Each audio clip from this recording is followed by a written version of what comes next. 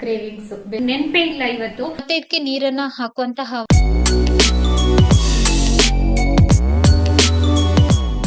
Hello ಸ್ನೇಹಿತರೆ, welcome back to my channel. ಇವತ್ತು ಬೆಳಿಗ್ಗಿನ ತಿಂಡಿ ಇಡ್ಲಿ. ಬಿಸಿ ಬಿಸಿ ಇಡ್ಲಿ ಕೂಡ ರೆಡಿ ಆಗ್ತಾ ಇದೆ. ಇಡ್ಲಿ ಜೊತೆ ಚಟ್ನಿ ಕೂಡ ಮಾಡ್ಕೊಂಡಿದ್ದೆ ನಾನು. ಇವತ್ತೇನಂತಂದ್ರೆ ಇಡ್ಲಿನ ತಣ್ಣಗಾಗೋದಕ್ ಬಿಡೋದಕ್ಕೆ ಸಮಯನೇ ಇರ್ಲಿಲ್ಲ. ಗ್ಯಾಸ್ ಸ್ಟವ್ ಆಫ್ ಮಾಡಿದ್ದೆ, ನಾನು ಇಡ್ಲಿನ ತೆಗಿತಾ ಇದ್ದೆ. ಇಡ್ಲಿ ಸ್ವಲ್ಪ ತಣ್ಣಗಾಗಿದ ನಂತರ ತೆಗೆದ್ರೆ ತುಂಬಾ ಚೆನ್ನಾಗಿ ಬರ್ತದೆ. ಅಂದ್ರೆ ಫುಲ್ ತಣ್ಣಗಾಗ್ಬೇಕಂತೇನಿಲ್ಲ, ಸ್ವಲ್ಪ ತಣ್ಣಗಾಗ್ಬೇಕು. ಇಡ್ಲಿ ಪಾತ್ರೆದು ಲಿಂಕ್ ಅನ್ನ ಕೊಟ್ಟಿರ್ತೀನಿ. ತುಂಬಾ ಜನ ಕೇಳ್ತಿರ್ತೀರಿ ಚೆನ್ನಾಗಿದೆ ವಿದ್ಯಾ ಅವ್ರೆ ಅಂತ ಹೇಳಿ. ಹಂಗಾಗಿ ನನ್ಗೆ ಈ ಮಳೆ ಎಲ್ಲ ಬರ್ತಾ ಇರುವಾಗ ಕೆಳಗಡೆ ಕುತ್ಕೊಂಡು ತಿಂಡಿ ತಿನ್ನೋದಕ್ಕೆ ಆಗೋದೇ ಇಲ್ಲ. ಹಂಗಾಗಿ ನಾನು ಇಲ್ಲಿ ಬಂದ್ಬಿಡ್ತೀನಿ, ಹಾಲ್ ಅಲ್ಲಿ ಸೋಫಾ ಮೇಲೆ ಕುತ್ಕೊಂಡು ಆರಾಮಾಗಿ ತಿಂಡಿ ತಿಂತೀನಿ. ಇಲ್ಲಿ ತಿಂಡಿ ಇಡ್ತಾ ಇದ್ದೆ, ನಾನು ಕೂಡ ಬಂದು ತಿಂಡಿನ ತಿಂದೆ. ಗಂಟೆ 10:30. ಒಂದ್ ರೌಂಡ್ ಮನೆ ಕೆಲಸ ಎಲ್ಲ ಮುಗಿಸಿದೀನಿ. ಇವಾಗ ಸ್ವಲ್ಪ ಆಚೆ ಕಡೆ ಹೋಗ್ಬೇಕು, ಸ್ವಲ್ಪ ಕೆಲಸ ಇದೆ. ಕೆಲಸ ಏನಿಲ್ಲ, ಚಿಕ್ಕ ಪುಟ್ಟ ಎಲ್ಲ ಖರೀದಿ ಇದೆ. ಇವತ್ತು ಬೇರಲ್ಸಿನಕಾಯಿ ತರೋಣ ಅಂತ ಹೇಳಿ ರೆಡಿಯಾಗಿ ನಿಂತಿದ್ದೀನಿ. ನನಗೆ ಏನಾದ್ರೂ ತಿನ್ಬೇಕಂತ ಅನ್ಸಿದ್ರೆ ಅಂದ್ರೆ ಬೇಕೇ ಬೇಕು. ಈ ತರ ತುಂಬಾ ದಿನದ ಕ್ರೇವಿಂಗ್ಸ್ ಬೇರಲ್ಸಿನಕಾಯಿ ತಿನ್ಬೇಕಂತ ಹೇಳಿ. ಅಣ್ಣ ತಂದು ಕೊಡೋದಿಲ್ವಾ ಅಂತ ಕೇಳ್ಬೇಡಿ, ಅಣ್ಣಗೆ ಅಷ್ಟು ಗೊತ್ತಾಗೋದಿಲ್ಲ ಬೇರಲ್ಸಿನಕಾಯಿ. ನಮ್ಮ ಮನೆಯಲ್ಲಿ ನಾವು ತರೋದು ಕೂಡ ತುಂಬಾ ಕಡಿಮೆ, ಹಂಗಾಗಿ ಇವರಿಗೆ ಅಷ್ಟು ಗೊತ್ತಾಗೋದಿಲ್ಲ ಅದು ಅಂದ್ರೆ ಬೆಳ್ದಿದೇನಾ ಅಥವಾ ಹಾಳಾಗಿದ್ಯಾ ಅದ್ರ ಅಷ್ಟು ಗೊತ್ತಾಗೋದಿಲ್ಲ. ಹಂಗಾಗಿ ನಾನೇ ಬೇಗನೆ ಹೋಗಿ ಬರುವ ಅಂತ ಹೇಳಿ ರೆಡಿ ಆಗಿದ್ದೀನಿ. ಹಂಗೆ ಕೈನಲ್ಲಿ ಬಳೆನೇ ಇಲ್ಲ, ಒಂದು ಬಳೆನೂ ಇಲ್ಲ. ನಿನ್ನೆ ರಾತ್ರಿ ಏನೋ ಕೆಲಸ ಮಾಡ್ತಾ ಇದ್ದೆ, ಇಲ್ಲಿ ಗೋಡೆಗೆ ಟಚ್ ಆಗ್ಬಿಟ್ಟು ಒಡೆದೇ ಹೋಯ್ತು. ಫ್ಯಾನ್ಸಿ ಸ್ಟೋರಿಗೆ ಹೋಗಿ 1 ಡಜನ್ ಬಳೆ ತಗೊಂಡು ಅಲ್ಲಿಂದ ಸೀದಾ ಬೇರಲ್ಸಿನಕಾಯಿ ತಗೊಂಡು ಬರೋದು ಅಂತ. ಮಹಾಲಕ್ಷ್ಮಿ ಸ್ಟೋರ್ಗೂ ಹೋಗ್ಬೇಕು, ನೋಡೋಣ ಎಲ್ಲೆಲ್ಲಿ ಹೋಗಿ ಬರೋದೋ ಗೊತ್ತಿಲ್ಲ. ಬಂದು ಅಡ್ಗೆ ಎಲ್ಲ ಮಾಡ್ಬೇಕು. ನಾನು ಹೊರಗಡೆ ಹೊರಟಿದ್ದೆ, ಬೇರಲ್ಸಿನಕಾಯಿ ತಗೊಂಡು ಸೀದಾ ಮನೆಗ್ ಬಂದೆ. ಮತ್ತೆ ಎಲ್ಲೂ ಹೋಗಿಲ್ಲ. ಇನ್ನ ಒಂದಿನ ಹೋದ್ರೆ ಆಯ್ತು ಅಂತ. ತುಂಬಾ ಮೋಡ ಆಗಿತ್ತು, ಫುಲ್ ಮಳೆ ಬರೋ ಹಾಗಿತ್ತು. ನಾನ್ ಬೇರಲ್ಸಿನಕಾಯಿ ತಗೊಂಡು ಮನೆಗ್ ಬಂದಿದ್ದೇನೆ, ನಾನ್ ಸ್ಟಾಪ್ ಮಳೆ ಬಂದಿದ್ದು ಸ್ಟಾಪೇ ಆಗಿಲ್ಲ. ಆಮೇಲೆ ನಮ್ ಕಡೆ 150 ಅಂತೆಲ್ಲ ಹೇಳ್ತಾರೆ ಈ ಬೇರಲ್ಸಿನಕಾಯಿಗೆ.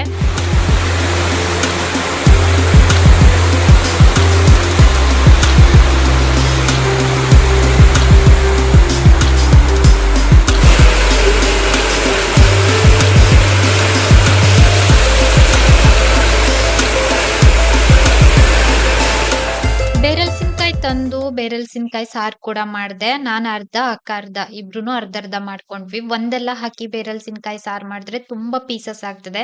ಸ್ವಲ್ಪ ದೊಡ್ಡ ಬೇರಲ್ಸಿನಕಾಯಿ ಆಗಿತ್ತು. ನಾನು ಒಂದು ಬೇರಲ್ಸಿನಕಾಯಿಗೆ 100 ರೂಪಾಯಿ ಕೊಟ್ಟಿದ್ದೆ. ತುಂಬಾ ಜನರ ಮನೆಯಲ್ಲಿ ಇದಾಗ್ತದೆ, ನಮ್ ಕಡೆ ಎಲ್ಲ ಇಲ್ಲಿ ಎಲ್ಲೂ ಸಿಗೋದಿಲ್ಲ, ದುಡ್ಡು ಕೊಟ್ಟೆನೆ ತರ್ಬೇಕು. ಸಾರು ಕೂಡ ರೆಡಿ ಆಯ್ತು. ಇವತ್ತು ಬುಧವಾರ, ಗುರು ಪೂರ್ಣಿಮೆ. ನಾನು ದೇವಸ್ಥಾನಕ್ಕೆ ಹೋಗಿದ್ದೆ, ಬರೋದು ಸ್ವಲ್ಪ ಲೇಟ್ ಆಯ್ತು ನನಗೆ ದೇವಸ್ಥಾನದಿಂದ. ಗಂಟೆ 1:30. ಇವಾಗ ಬಂದು ಅಡ್ಗೆಗೆ ಇಟ್ಟಿದ್ದೀನಿ. ಒಂದ್ ಕಡೆ ಅನ್ನಕ್ಕೆ ಇಟ್ಟಿದ್ದೀನಿ.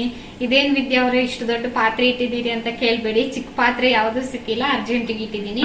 ಒಂದ್ ಕಡೆ ಗಂಜಿ ಮಾಡ್ತಾ ಇದ್ದೀನಿ. ಇವಾಗ ನಾನು ರಸಂ ಮಾಡ್ಕೊಳ್ಬೇಕು. 1:30 ಅನ್ನ ಆಗುವಷ್ಟರಲ್ಲಿ ರಸಂ ಆಗ್ತದೆ. ಬೇಳೆ ರಸಂ ಅಲ್ಲ, ಹಂಗೇನೆ ನಾನು ಟೊಮೆಟೊ ರಸಂ ಮಾಡ್ಬಿಡ್ತೀನಿ. ಬೇಳೆ ರಸಂ ಆದ್ರೆ ಸ್ವಲ್ಪ ಲೇಟ್ ಆಗ್ತದೆ.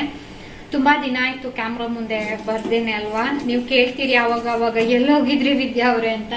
ಎಲ್ಲೂ ಹೋಗಿಲ್ಲ, ಮನೆಯಲ್ಲೇ ಇದ್ದೀನಿ. ಆದ್ರೆ ಇತ್ತೀಚೆಗೆ ಯಾವ್ದೇ ಸರಿಯಾಗಿ ವಿಡಿಯೋಸ್ ಮಾಡೋದಕ್ಕಾಗ್ತಾ ಇಲ್ಲ. ದೇವಸ್ಥಾನಕ್ಕೆ ಹೋದೆ, ಮೊಬೈಲ್ ತಗೊಂಡು ಹೋಗಿರ್ಲಿಲ್ಲ ನಾನು, ಈ ದೊಡ್ಡ ಮೊಬೈಲ್ ತಗೊಂಡು ಹೋಗಿರ್ಲಿಲ್ಲ. ನೆನ್ಪೇ ಇಲ್ಲ ಇವತ್ತು. ಮತ್ತೆ ಅಲ್ಲೇನು ವಿಡಿಯೋ ಮಾಡೋದಕ್ಕೆ ಹೋಗ್ಲಿಲ್ಲ. ಗುರು ಪೂರ್ಣಿಮೆ ಆಗಿತ್ತು, ದೇವ್ರ ದರ್ಶನ ಮಾಡ್ಕೊಂಡು ಹಾಗೆ ಅಲ್ಲಿಂದ ಸೀದಾ ಬಂದ್ವಿ. ಸ್ವಲ್ಪ ಲೇಟ್ ಆಯ್ತು, ಕೆಲ್ಸಗಳಿದೆ. ಬೆಳಿಗ್ಗೆ ಬೇಗನೆ ಹೋಗಿದ್ದು, ಬರೋಕ್ಕೂ ಲೇಟ್ ಆಯ್ತು. ಇನ್ನ ಬಟ್ಟೆ ವಾಶ್ ಮಾಡಿಲ್ಲ, ಸುಮಾರು ಕೆಲ್ಸ ಇದೆ. ರಸಂ ಅಲ್ಲೂ ಕೂಡ ತುಂಬಾ ವೆರೈಟೀಸ್ ಮಾಡಬಹುದು. ಬೇಳೆ ರಸಂ ಹಾಗೆ ಟೊಮೆಟೊ ರಸಂ ಎಲ್ಲಾನು ಒಬ್ಬೊಬ್ರು ಒಂದೊಂದ್ ತರ ರಸಂ ಮಾಡ್ತಾರೆ. ನಾನು ಕೂಡ ಒಂದ್ 2-3 ತರ ರಸಂ ಮಾಡ್ತೀನಿ. ಅಂದ್ರೆ ಬೇಗನೆ ಯಾವ ರಸಂ ಆಗ್ತದೋ ಇವತ್ತು ಆ ರಸಂ ಅನ್ನ ಮಾಡ್ತಾ ಇದ್ದೆ. ರಸಂ ರೆಡಿ ಆಗ್ತಾ ಇದೆ. ಇದೇನಂತಂದ್ರೆ ತಟ್ ಅಂತ ಆಗೋ ರಸಂ. ಒಗ್ಗರಣೆಗೆ ಎಣ್ಣೆ, ಸಾಸಿವೆ, ಜೀರಿಗೆ ಹಾಕಿದ್ದೆ, ಬ್ಯಾಡ್ಗೆ ಮೆಣಸು, ಇಂಗ್ ಹಾಕಿದ್ದೆ.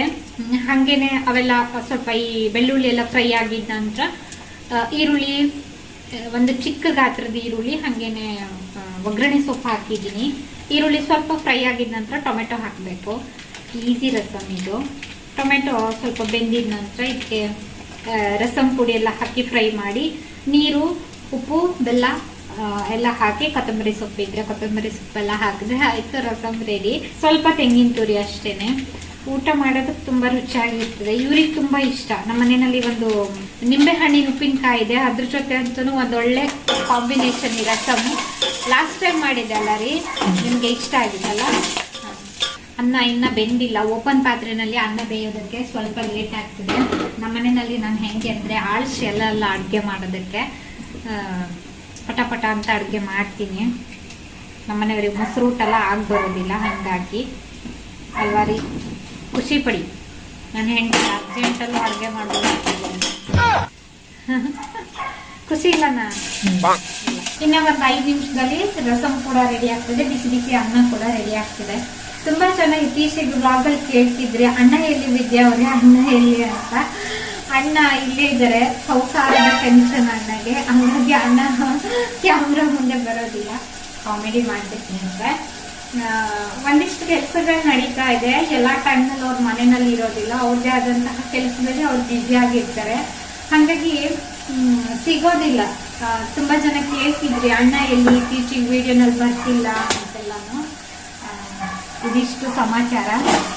ಎಲ್ಲೇ ಹೋದ್ರುನು ಎಷ್ಟೇ ಲೇಟ್ ಆದ್ರೂನು ಮನೆಗ್ ಬಂದು ಅಡ್ಗೆ ಮಾಡ್ಬೇಕು ನಮ್ಮ ಮನೆಯಲ್ಲಿ. ಏನಂದ್ರೆ ಇವರಿಗೆ ಹೋಟೆಲಿಂದೆಲ್ಲ ಅಷ್ಟು ಇಷ್ಟ ಆಗೋದಿಲ್ಲ, ನನಗೂ ಕೂಡ.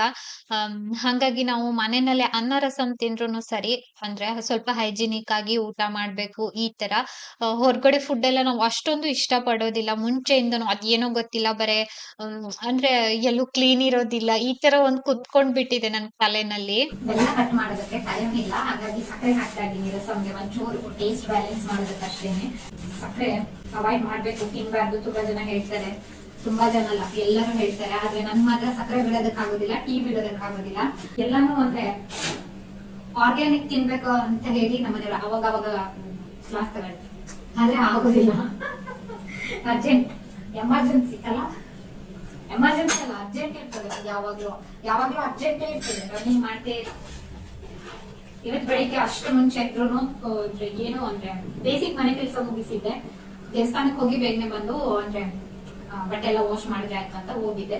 ನೋಡ್ರೆ ಲೇಟ್ ಆಯ್ತು. ಯಾವತ್ತು ನಾವು ಅನ್ಕೊಂಡಿದ್ ತರನೇ ಅಂದ್ರೆ ಹೋಗೋದಿಲ್ಲ ದಿನಗಳು. ದೇವಸ್ಥಾನಕ್ಕೆಲ್ಲ ಹೋದಾಗ ಲೇಟ್ ಆದ್ರೂ ಖುಷಿಯಿಂದ ದೇವ್ರ ದರ್ಶನ ಮಾಡ್ಕೊಂಡ್ ಬರ್ಬೇಕು.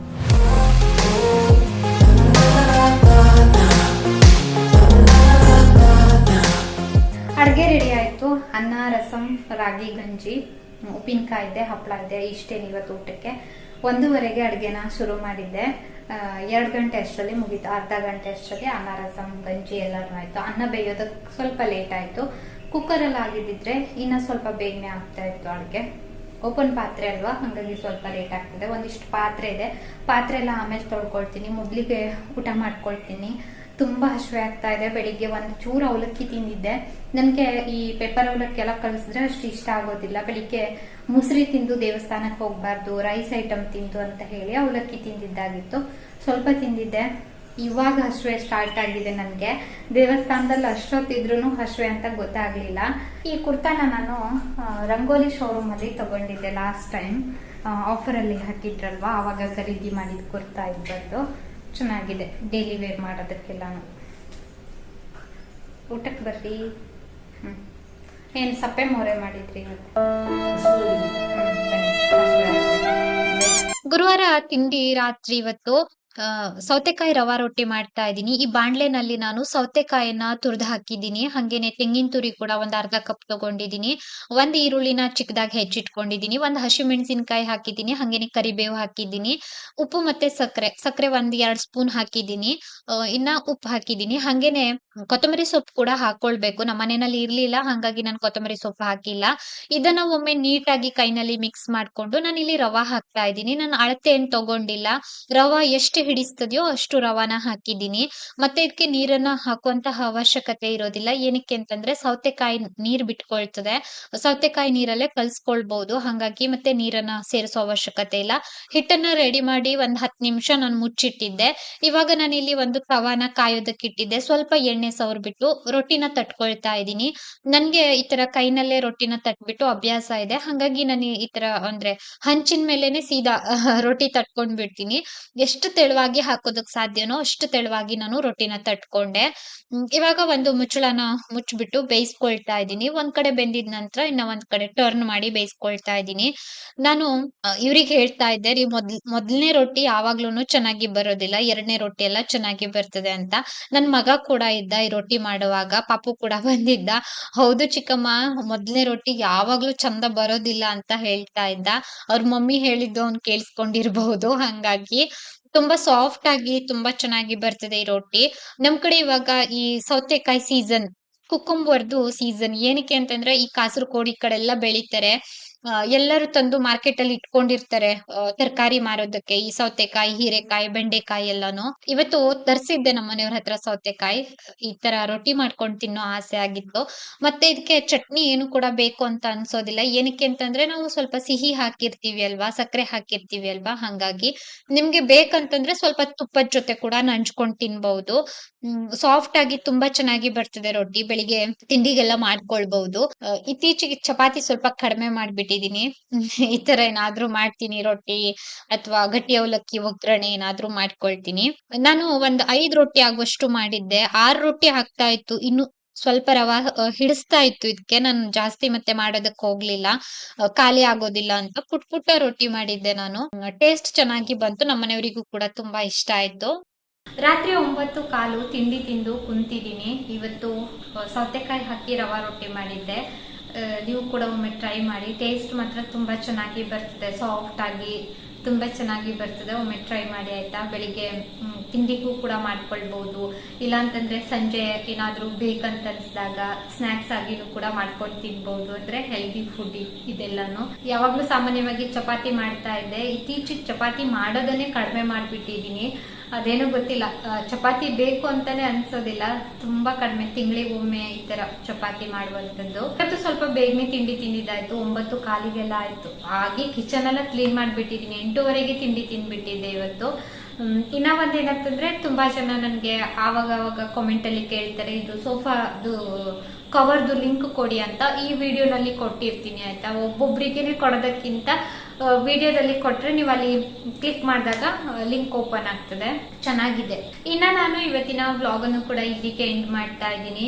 ತುಂಬಾ ದಿನ ಆಗಿದೆ, ಒಂದ್ ಕಡೆ ಸ್ಟ್ರಕ್ ಆಗ್ಬಿಟ್ಟಿದೆ. ಸುಮಾರು ದಿನ ವಿಡಿಯೋನೇ ಮಾಡಿರ್ಲಿಲ್ಲ. ನಿನ್ನೆ ಕಿರುಮಂತ್ರಾಲಯಕ್ಕೆ ಹೋಗಿ ಬಂದ ನಂತರ ಏನೋ ಒಂಥರ ಅಂದ್ರೆ ವಿಡಿಯೋ ಮಾಡ್ಬೇಕು ಅಂದ್ರೆ, ಕೆಲಸ ಮಾಡ್ಬೇಕು ಈ ತರ ಎಲ್ಲ ನನ್ಗೆ ಅನ್ಸೋದಕ್ಕೆ ಸ್ಟಾರ್ಟ್ ಆಗಿದೆ. ನಾಳೆ ಶುಕ್ರವಾರ, ಆಷಾಢ ಶುಕ್ರವಾರ ನೋಡ್ಬೇಕು. ನಾಳೆ ದಿನ ಪ್ಲಾನ್ ಏನಿಲ್ಲ, ಬೆಳಿಗ್ಗೆ ಪೂಜೆ ಅಂತೂ ಮಾಡ್ತೀನಿ. ಇನ್ನ ನಾನು ಇವತ್ತಿನ ವ್ಲಾಗ್ ಅನ್ನು ಕೂಡ ಇಲ್ಲಿಗೆ ಎಂಡ್ ಮಾಡ್ತಾ ಇದ್ದೀನಿ. ವಿಡಿಯೋ ನೋಡಿದಕ್ಕಾಗಿ ಧನ್ಯವಾದ.